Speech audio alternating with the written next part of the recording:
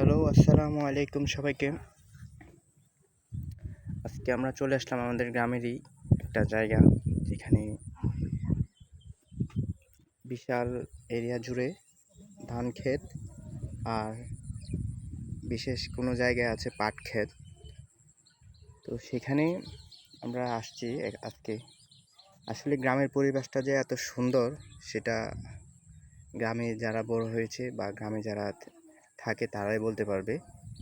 তো এই জন্যে আপনাদের সাথে শেয়ার করলাম যে আসলে শহর থেকে গ্রামে আসার পর আসলেই মানসিক অবস্থা, শারীরিক অবস্থা দুইটাই চেঞ্জ হয়ে যায়। যে এত ভালো লাগা কাজ করে সেটা আপনাকে বলে বোঝানো যাবে না আপনাদেরকে।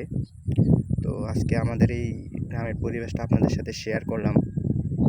দেখে বলবেন যে কেমন হয়েছে, কমেন্টে জানিয়ে দিবেন আমাদের গ্রামের পরিবেশটা।